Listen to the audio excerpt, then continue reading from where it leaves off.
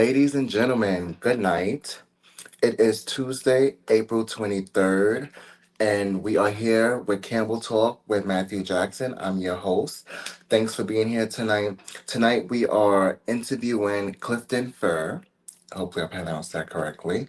And we're just going to tap in, find a little bit about himself, the amazing things that he's doing in the community. Thanks for tuning in, and stay tuned.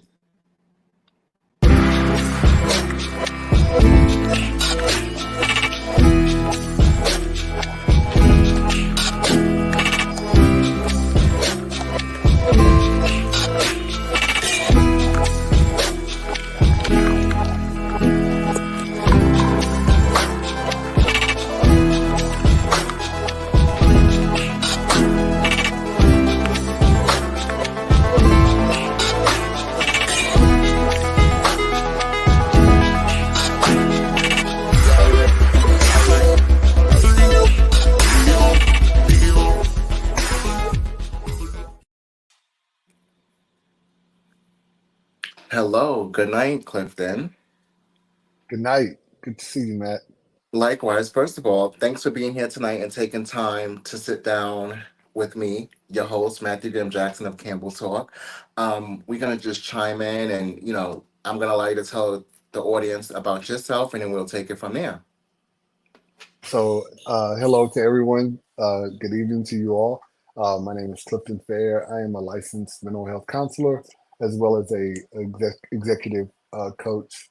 I work with professionals as well as business owners throughout the country, working with them to help streamline some of their processes, as well as working with them to help build a different culture. We work with crisis prevention. We work with middle management in order to help them be more effective with managing their teams. I'm currently also sitting on several nonprofit boards, including but not limited to Stonewall Pride, excuse me, the Stonewall National Museum and Archives, as well as the steering committee chair for Equality Florida for their gala.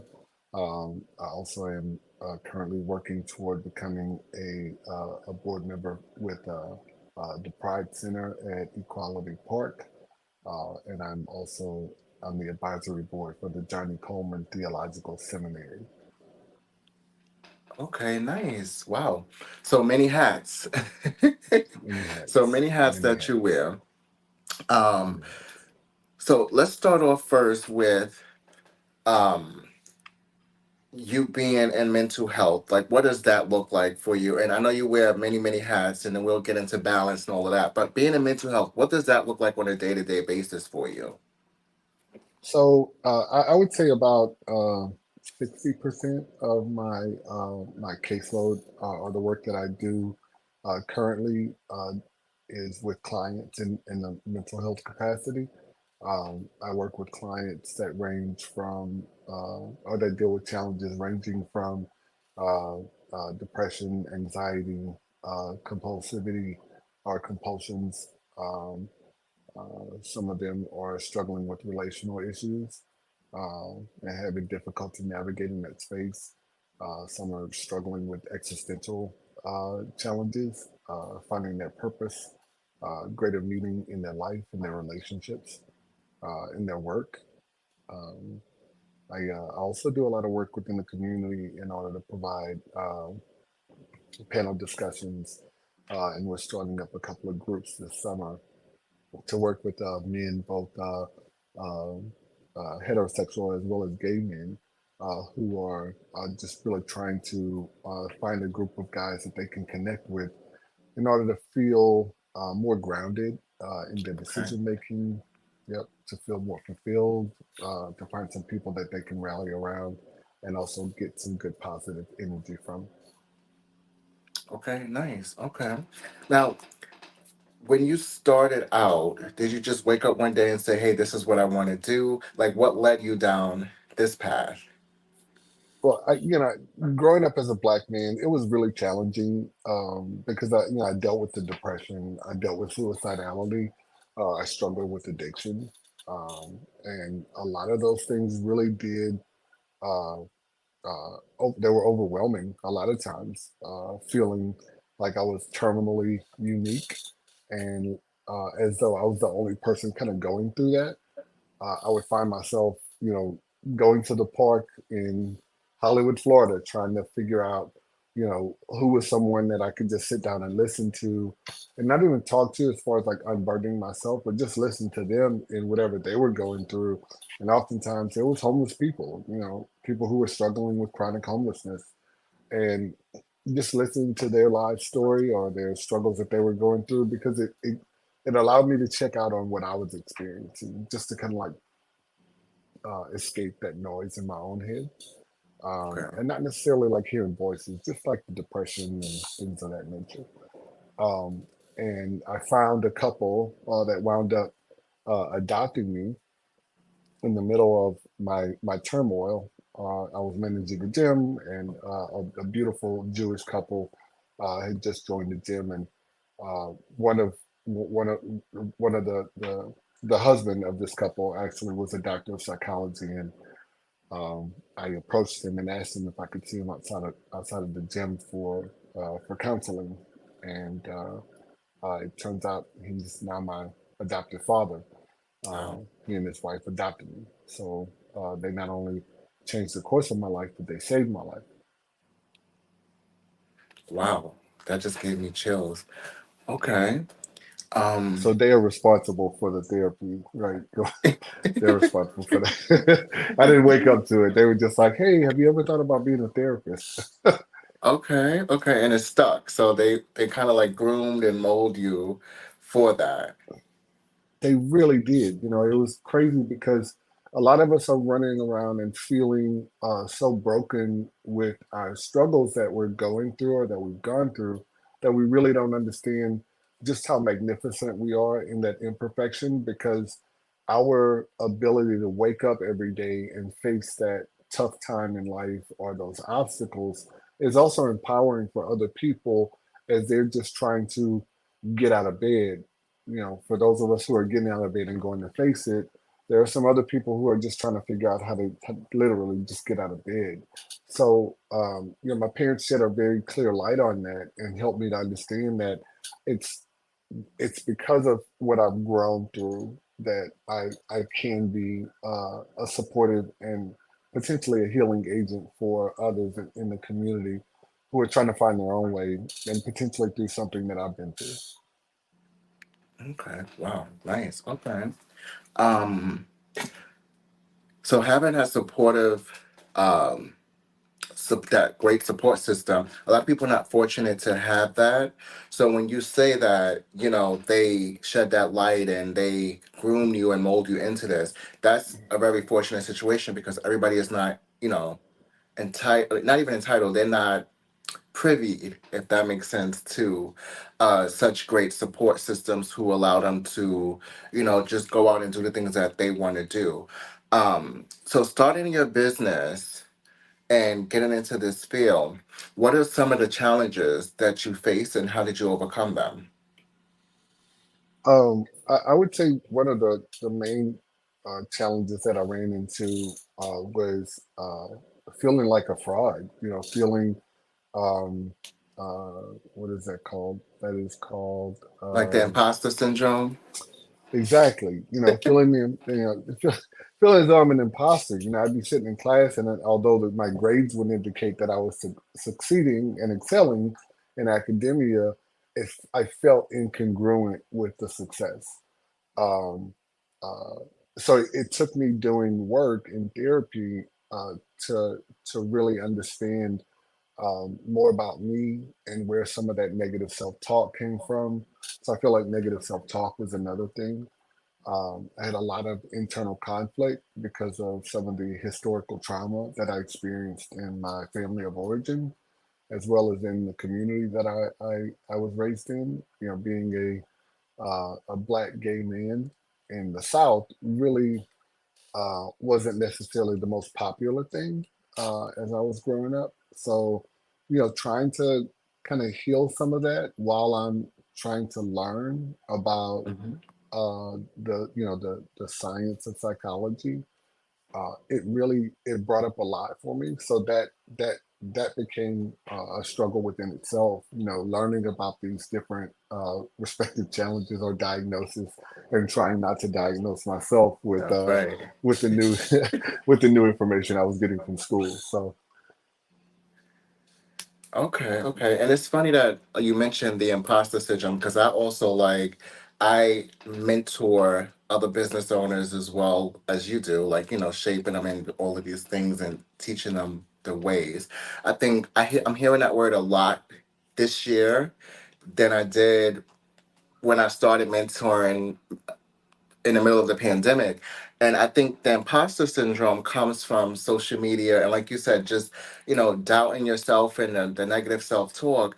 And it's so funny that you bring it up because I keep hearing that word and I'm like, we have to take that out of our vocabulary because the more you think or use the word, the imposter syndrome, you're going to be stuck there. You're going to get stuck there. It's going to be no way out. And no matter how many times you try to get out of it, you're always going to be stuck there. So I think a lot of has to do with that is social media and us standing in our own way. So that I love the fact that you brought that up because some people are in denial about imposter syndrome, and that just digs them a bigger hole because they're in denial about it. You know what I mean? If that makes sense. it Um, does make sense. but the biggest thing is getting around it and getting out of your own way because I like to believe there's no such thing as imposter because if you believe it, then that's where you'll be stuck at, like I said. But I love the fact that you brought that up. Wearing all of the many hats that you do, and trying to finding balance amongst all those things. What keeps you motivated? The realization that I do have what it takes. I think I wake up every day with the this feeling that's internal. I feel like it beats louder than my heart at times. That I really I literally don't know how much more time I have. And I've been blessed with this opportunity, as you were saying earlier. I've been gifted with an amazing opportunity to show up on this planet and do some type of good. I mean, I'll be perfect at it. I'm definitely gonna make mistakes, and I only hope that my mistakes are not large enough that it pushes people away from me, and takes away opportunities for me to grow or change or develop. But I really feel like I wake up every day just realizing that I gotta I need to move that ball forward. I need to take the next step because I have it in me.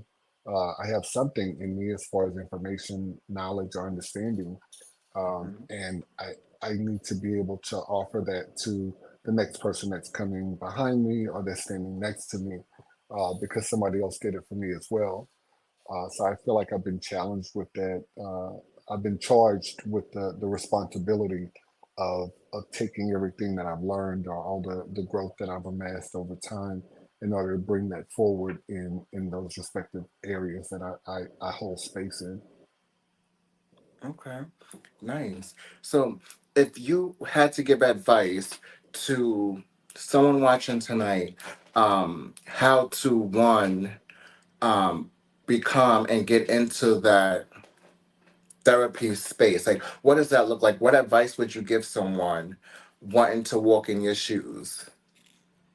Um, don't do it. I say that tongue in cheek, but there is a reality behind that. Uh, because if you're not ready to take a good hard look at who you are, your decision making processes, if you're not able to put your ego aside and humble yourself to realize that there are areas of your life that need improvement or that ultimately just need to be changed, some of the behaviors that you're participating in that require you to let some of that go because they are maladaptive in order for you to become a bigger, better, brighter version of yourself. I would highly recommend that you don't start this journey. But if you are committed to growing and changing and being a better version of yourself and uplifting others and watching people benefit from your insight or your awareness, and the support that you would offer them, I, I I say go for it. My parents told me before, therapists aren't trained, right? You can't teach people how to be a therapist. They can learn theory, they can go to school and get a good education and get a license. But my parents strongly believe that good therapists are born. So, for those people who are saying, "Oh, well, all my friends come and talk to me," okay, that's fine. But are you are you someone that can also open up and be disclosing and have some degree of insight and awareness as to what you're doing, thinking, or saying, and how that's impacting not only yourself but those around you? Um, I would recommend that people take a look in the mirror before they actually decide to go into the field of therapy. But if you're a black or brown man, just know that the world, the community needs you. And if you have the slightest inclination of being a therapist, please try your best to actually reach for a mentor that can help you through that process because we need you. Nice. Okay, good. So, good, good. I personally actually had a bad experience with a therapist when I first started to seek therapy. So it's funny that you said that they have to put ego aside and kind of look in the mirror and dig at them and dig at themselves, because that hit home and I got chills because like I said, I had a bad experience with the therapist when I first started, and the very same thing. It's like the ego was there and a lot of their traumas was projected, and I'm like, wait a minute, this is about me, not about you. You know what I mean? So that's true. And I don't think that a lot of people understand that. And I think now, I feel like after the pandemic, therapy became a big thing. Or correct me if I'm wrong, but I feel like therapy became a big thing because that's all I hear. Like my mentees, my friends, they're like, "Oh yeah, I got a 3 o'clock meeting with my therapist, or I have a 2 o'clock meeting with my therapist." And I even had friends who say, I got to switch therapists," and I'm like, "Why?" They're like, "Long story, we'll talk about it later." But then when I finally hear the story, it's exactly what you just said. They have to strip away those egos. They have to, do work on themselves because a lot of them project their traumas and thoughts onto um, us. So yeah, I Very definitely agree true. with that. Very true. Um, And I'm sorry you had that experience, but unfortunately, therapists are people too, and you can only grow your clients as far as you've grown yourself as a person when you're a therapist. So I'm really sorry that happened to you, I but agree with that.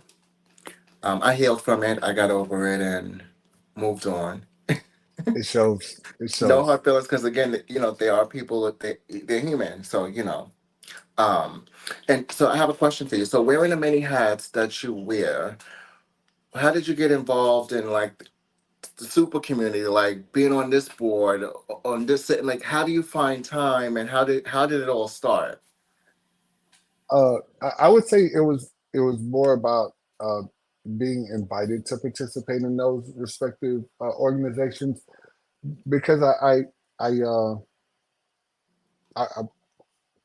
I'm trying to say it without sounding simplistic, but you know, the stars aligned, and no, I can't do it. I'm sorry.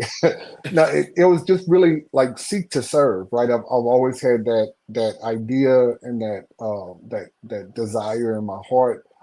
From a kid growing up in the church to being a young adult and working in restaurants or the hospitality or service industry, and now working for the community, just having that desire to really show up and give back to those organizations that feed us, that fund us, that support us, that speak for us, that speak to us, right? And just being available and saying, "I want to do more," right? That statement itself really does. It commands a great degree of inclusion whenever you say it out loud into the ethers, whether it's you wanting to do more for your respective family immediately or just the community agencies within your immediate reach. And I think a lot of agencies saw that and heard it. And there came an invite for me to be a part of growing. some of those boards or some of those organizations in a different way for our BIPOC community. Okay, nice, nice. Mhm. And finding balance, like, do you have a schedule? Do you follow the same routine daily? What does balance look like for you? Oh man, that's a tricky one.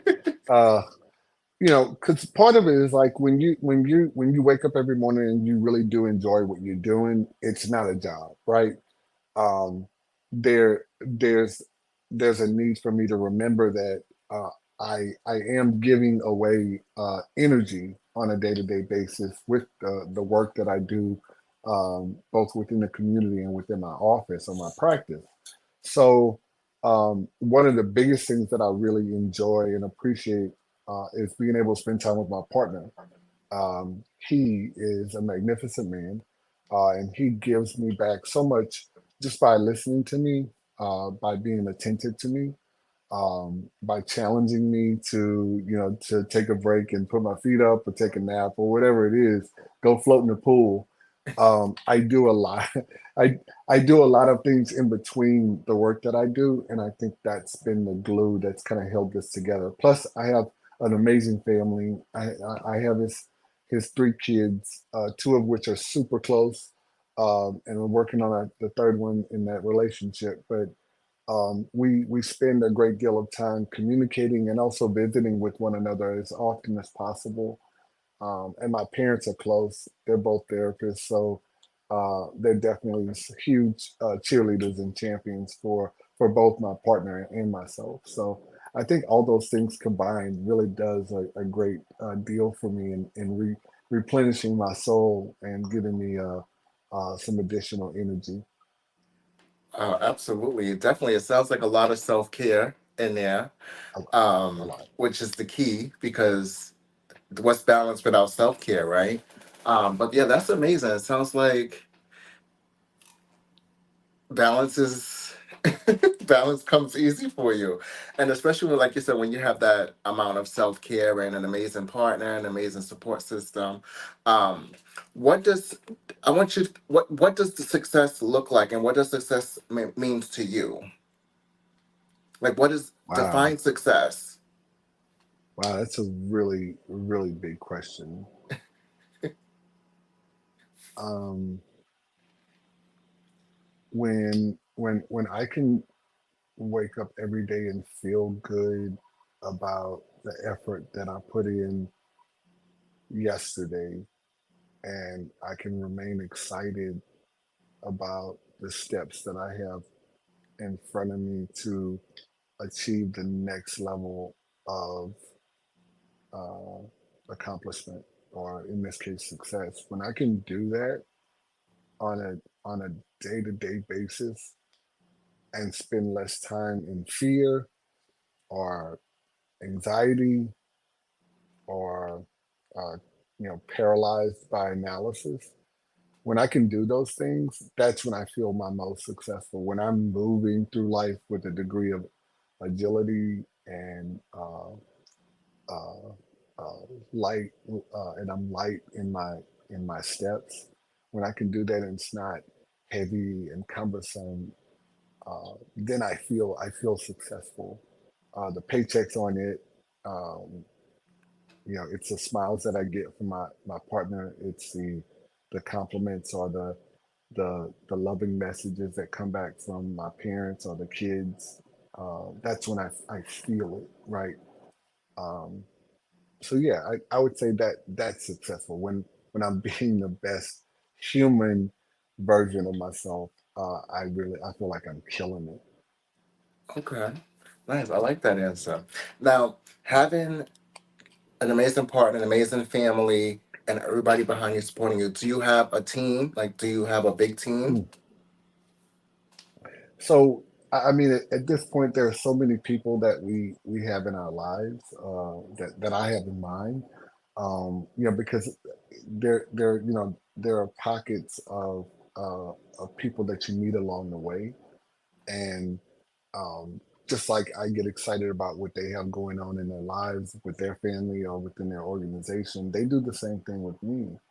So from Legacy Builders, I'm now the executive director for Legacy Builders, which is an organization that works to provide resources, support, and mental health care, as well as medical resources for the Black and Brown community.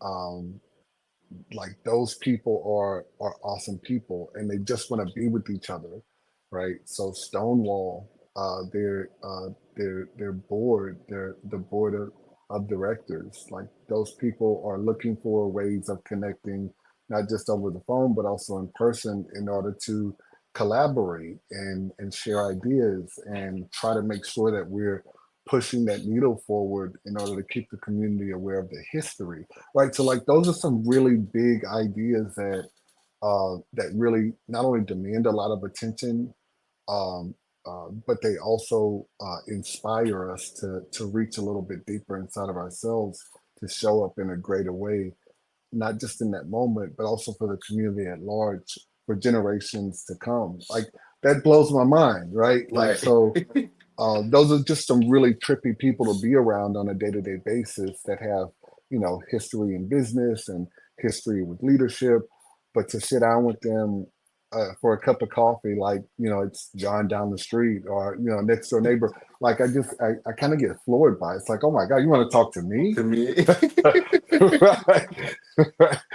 So yeah, my Equality Florida family is amazing. We do a lot of social events together outside of the work that we do as volunteers, whether it's hanging out by the pool or celebrating somebody's birthday or going to dinner. Like that means a lot because it's easy to say, oh, okay, well, I'll volunteer for this organization, you check in, you Right. check out, but to have them be a part of your family and a part of your friend circle, and also to be a part of theirs, that's another world, right? That's just kind of like the gift that keeps on giving.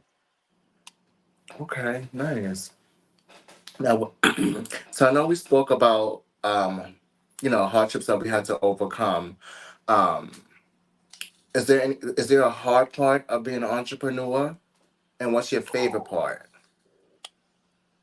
Um, the hard part about being an entrepreneur is replicating that process every day, right? Um, looking at the ebb and flow.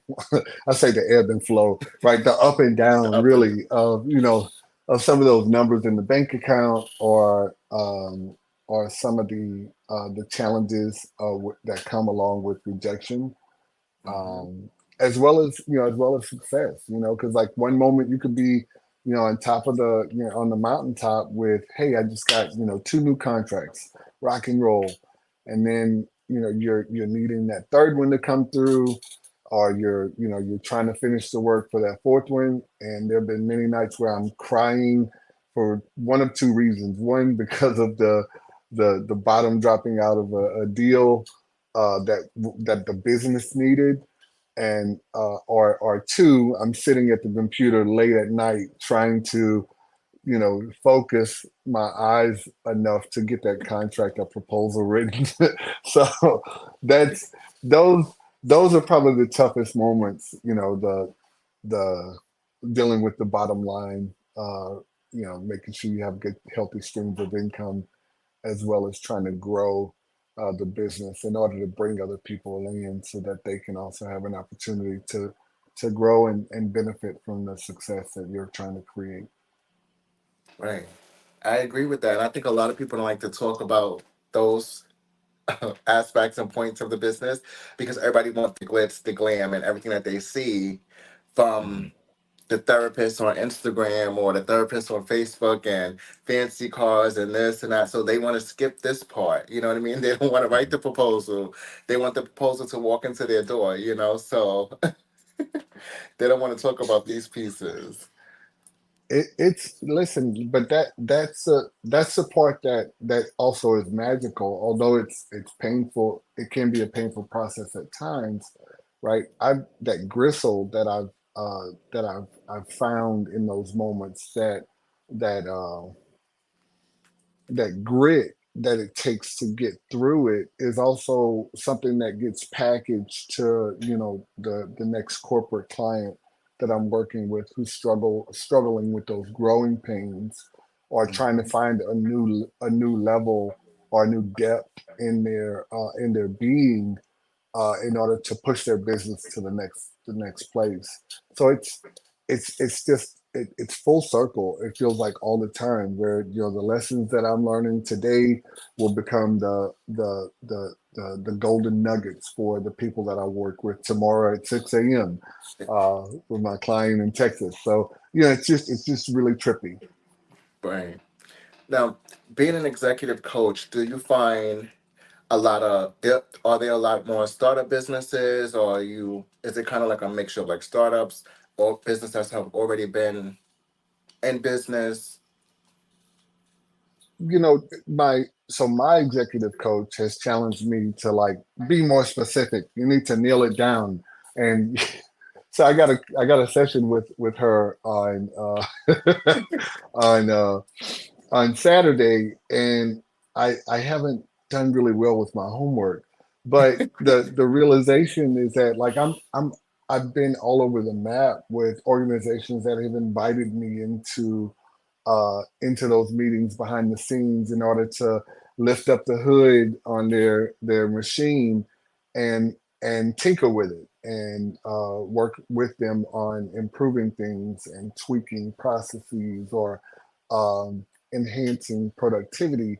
And it's been amazing. It's been tough with those large businesses that have been, 1,000 plus staffers, as well as, um, the businesses that I work with who are just operating with 25 people. Mhm. It they all have their own respective challenges, and they are unique and specific to each organization.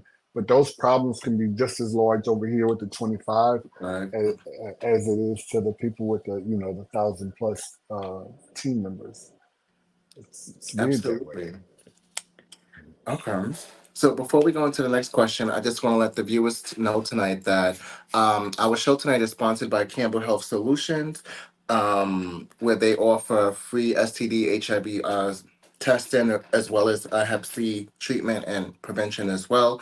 They are located at 2090 Palm Beach Lakes Boulevard, Suite 300. You can go to campbellhealthsolutions.org to schedule your testing appointment or education. Um, Call, or if you need any advice or information on sexual health, or if you just want to chit chat, because they have a great chit chat program. Um, yes. So next question for you is: I know you have a ton on your plate. You you have tons on your plate, but you have great balance. So this question should be a breeze. So what's next? Like, is there anything big next? Like expansion? Like, what's next? The next thing that I'll be focusing on is getting my nonprofit started, which is a foundation that I really want to be able to do for my Black brothers. I want to start a foundation that's in honor of my grandmother, who was a psychoanalyst, Okay. who raised and trained both my father as well as my mother in the field of psychology.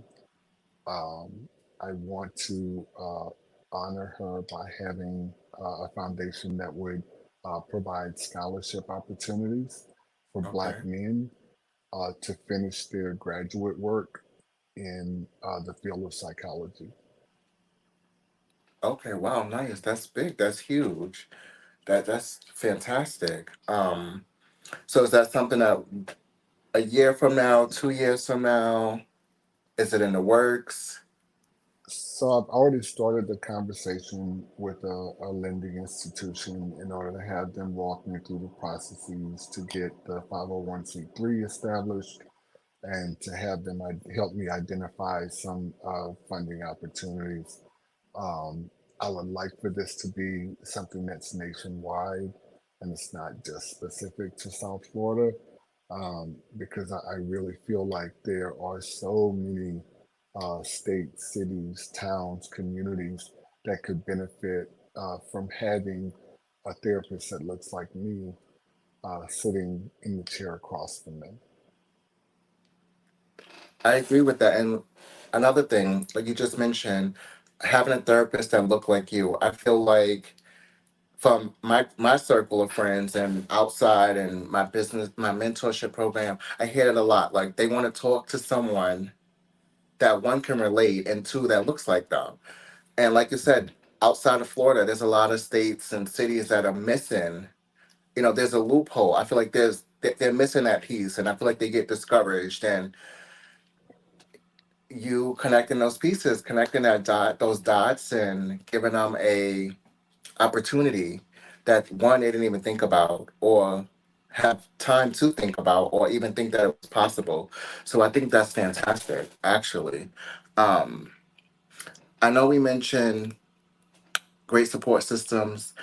Do you have like what role models outside of family, outside of friends? Was there anybody that you said this is what I want to be like? This is my go-to inspiration. Well, it's interesting with the with technology being so accessible and social media being so in our face. I feel like it's easy to kind of like get caught up in, what's trending or things of that nature.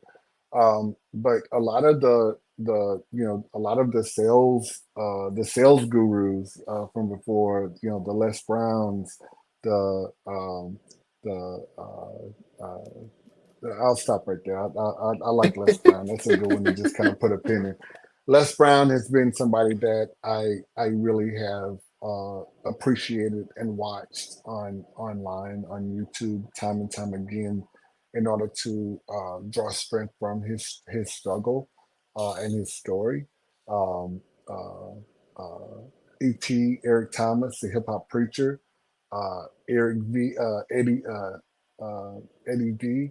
Am I saying that right?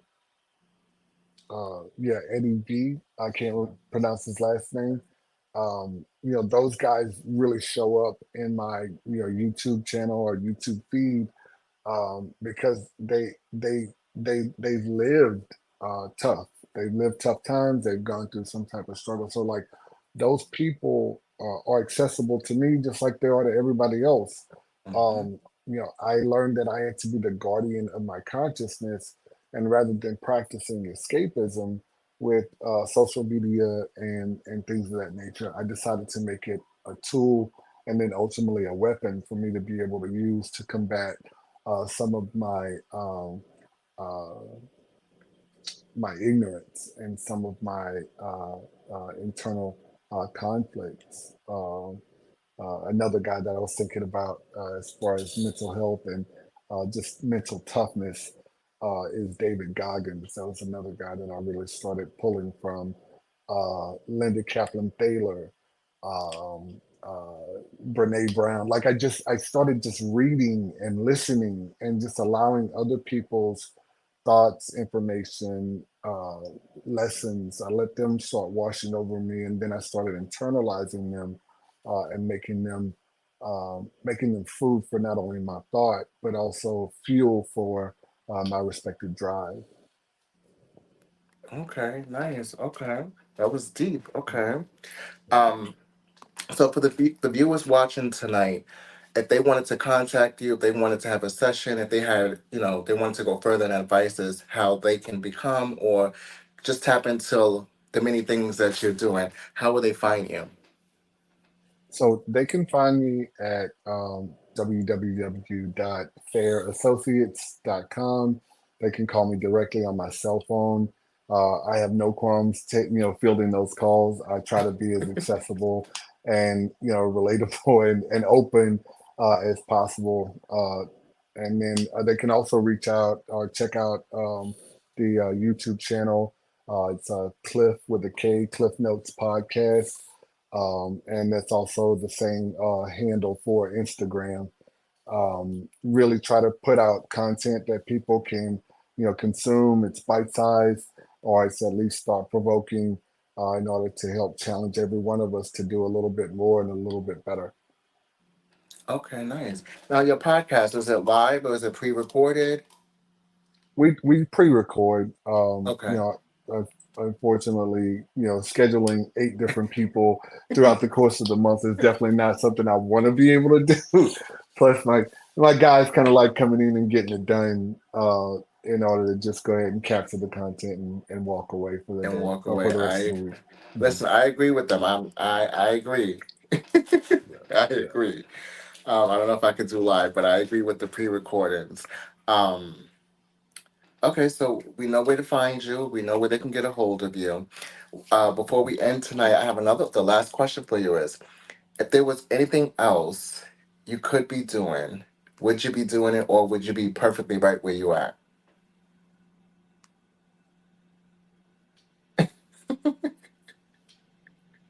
I'm thinking.